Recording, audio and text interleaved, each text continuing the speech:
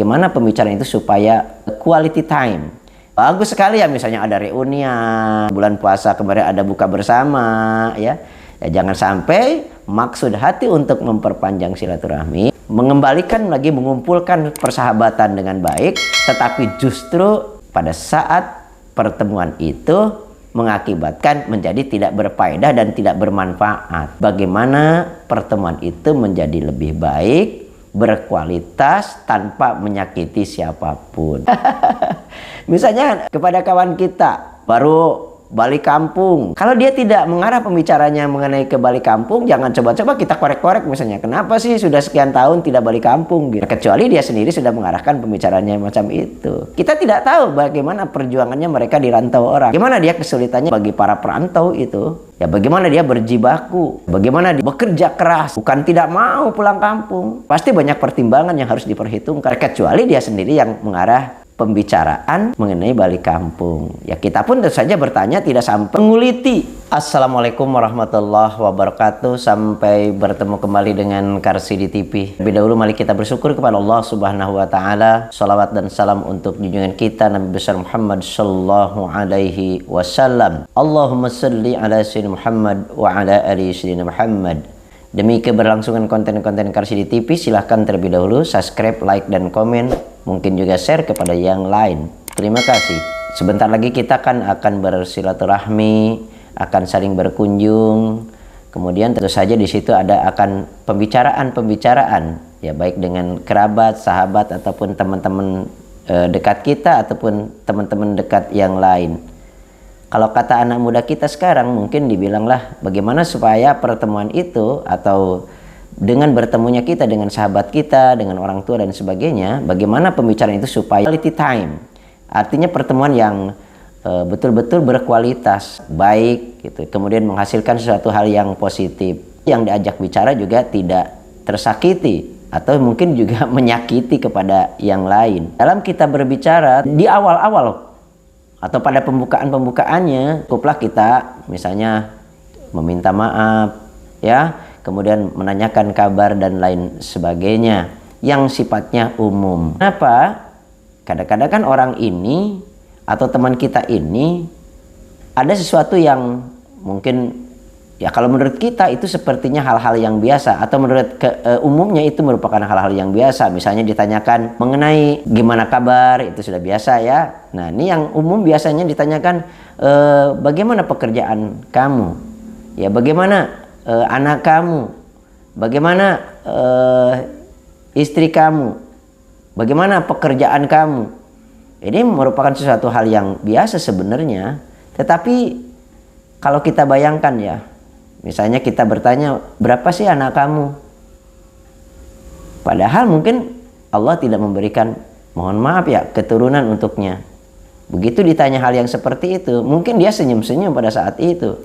Tetapi apakah kita yakin bahwa di dalam hatinya, bahwa dengan pertanyaan itu sebetulnya kita sudah menyakiti? Gimana pekerjaannya?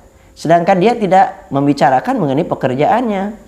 Untuk itu bagaimana cara berbicara yang baik? Ya dengarkan dulu sebetulnya pada saat kita bertemu di situ, alur pembicaraannya itu maunya kemana, supaya menyenangkan, ya kemudian lagi tidak menyakitkan tentu saja. Walaupun di hadapan kita pada saat itu sangat menyenangkan. Tanya lagi masalah pekerjaan. Di mana kamu bekerja? Sementara orang yang diajak kita bicara tidak membicarakan mengenai pekerjaan yang sedang dia lakukan. Mungkin saja pada saat itu dia belum punya pekerjaan, masih nganggur, betapa sulitnya mencari pekerjaan. Kita bertanya tentang pekerjaan. Atau misalnya kepada mahasiswa, ya bagaimana, sudah lulus apa belum? Mungkin dalam pembicaraan itu merupakan hal-hal yang biasa ya kita tanyakan gitu. Tetapi dalam kenyataannya bagaimana dia sulitnya ya untuk menembus bagaimana supaya lulus. Bukan dia tidak berusaha, sudah berusaha dengan maksimal. Usaha mungkin kata orang-orang sekarang itu sampai kerja sampai siang malam gitu ya, mempelajari untuk supaya bagaimana cepat lulus. Siapa sih yang tidak mau cepat lulus? Tapi dalam kenyataannya kita memang susah untuk melakukan hal yang seperti itu. Akhirnya mungkin di hadapan kita senyum-senyum, tetapi di belakang kita dia merasa sakit. Makanya tidak aneh lagi, sangat banyak para mahasiswa justru yang gagal, bukan berarti dia belum bisa untuk menyelesaikannya. Ya kenapa? Ya mungkin betapa sulitnya menghubungi gitu ya. Betapa sulitnya untuk materi yang dia kerjakan atau selesaikan. Sebagaimana kita tahu bahwa masing-masing orang itu punya keahlian dan kemampuannya masing-masing. Nah, bagaimana kita supaya bisa masuk? Ya kalau dia tidak memberikan arah pembicaranya kepada itu, ya jangan coba-coba kita tanyakan. Cukuplah yang umum-umum saja supaya tidak menyakitinya. Ya apalagi mohon maaf ya bagi yang sudah berumur, misalnya ditanyakan kapan nikah gitu ya. Wah, ini pertanyaan yang secara sadar oleh kita ditanyakan kepada mereka justru mungkin akan lebih memberatkan ya. Bahwa kita tahu bahwa jodoh itu hanya Tuhanlah yang menentukan. Walaupun kita yakin bahwa jodohnya itu ada, ya mungkin cuma pertemuannya itu ya, belum bertemu saja mungkin. Tetapi dengan hal yang seperti itu, jangan sampai kualitas pertemuan, kualitas silaturahmi, kualitas silaturahim kita menjadi terganggu akibat pertanyaan-pertanyaan kita yang sebetulnya tidak penting untuk ditanyakan karena orang yang bersangkutan saja tidak mengarah kepada pembicaraan itu. Ya bagus sekali ya misalnya ada reunian, ya ada waktu bulan puasa kemarin ada buka bersama ya. Ya jangan sampai maksud hati untuk memperpanjang silaturahmi, maksud hati untuk mengembalikan lagi, mengumpulkan persahabatan dengan baik, tetapi justru pada saat pertemuan itu mengakibatkan menjadi tidak berfaedah dan tidak bermanfaat. Jadi maksud daripada kreator ini maksudnya adalah bagaimana pertemuan itu menjadi lebih baik, berkualitas tanpa menyakiti siapapun. Misalnya kepada kawan kita ya baru balik kampung ya, kalau dia tidak mengarah pembicaranya mengenai ke balik kampung, jangan coba-coba kita korek-korek misalnya kenapa sih sudah sekian tahun tidak balik kampung gitu ya. Kecuali dia sendiri sudah mengarahkan pembicaranya macam itu. Kita tidak tahu bagaimana perjuangannya mereka di rantau orang, bagaimana dia kesulitannya di rantau orang. Sebab misalnya ini bagi para perantau itu ya bagaimana dia berjibaku, ya bagaimana dia bekerja keras, bagaimana untuk bukan tidak mau pulang kampung. Ya pasti banyak pertimbangan yang harus diperhitungkan oleh dia. Terkecuali dia sendiri yang mengarah ke pembicaraan mengenai balik kampung. Ya kita pun tentu saja bertanya tidak sampai menguliti. Ya seperti seorang interrogator aja yang ingin menguliti yang memang yang tidak sewajarnya untuk disampaikan kepada justru teman kita.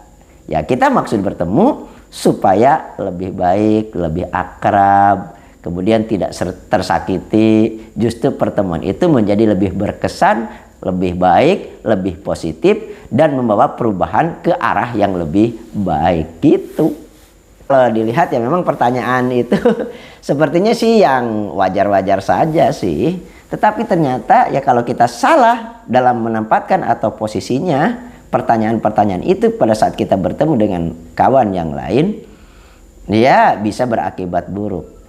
Makanya pantas ya kata orang, diam itu mungkin lebih baik. Maksudnya yaitu tadi, kalau kita berbicara dengan orang, kita berbicara dengan sahabat kita, dengan teman kita, lihat dulu alur pembicaraannya kemana. Selamat mencoba, mudah-mudahan obrolan ringan ini ya khususnya sih buat saya sendiri sebagai kreator, kalau ada manfaat ya silahkan ambil, apabila tidak ada manfaatnya ya silahkan sajalah buang jauh-jauh.